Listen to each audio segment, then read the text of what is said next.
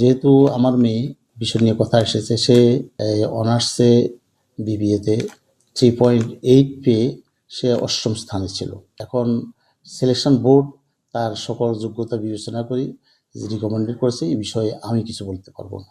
অনেকে অনেক সময় অনেক ভালো রেজাল্টধারীও লিখিত পরীক্ষা ভালো করতে পারে না। তো এখন এই নিয়োগ সংক্রান্ত বিষয়ে আসলে যারা নিয়োগ বোর্ডে ছিলেন তারা সবচাইতে ভালো বলতে পারবেন কে কেমন করেছে, কিসের ভিত্তিতে ওনারা এই নিয়োগটা দিয়েছেন।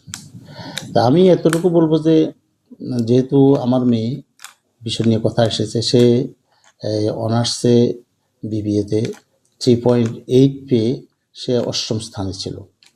এর পরবর্তীতে যারা এমবিএ যারা তার সাথে ছিল, এর মধ্যে শুধুমাত্র তার উপরে 2জন স্টুডেন্ট এমবিএতে 3.75 পেয়েছে, অর্থাৎ এমবিএতে তার পজিশন সেকেন্ড পজিশনে, 2জন যুগ্মভাবে ফার্স্ট হয়েছেন।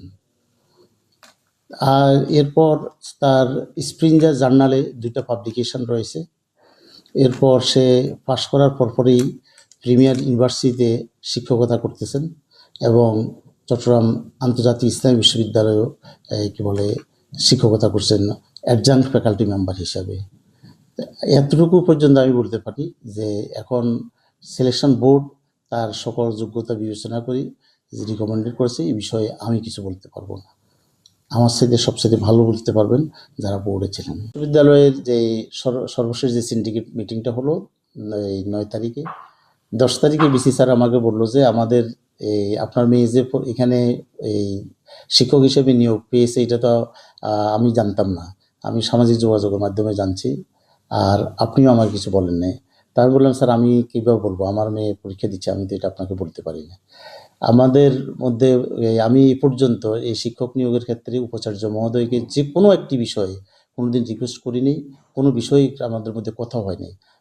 আমাদের একটাই কথা হচ্ছে, যিনি বা যারা লিখিত পরীক্ষায় উত্তীর্ণ হবে, ভাইভাতে ভালো করবে এবং প্রেজেন্টেশনে ভালো করবে, সঠিকভাবে তাদেরকে এই শিক্ষক হিসেবে নিয়োগ দিতে হবে।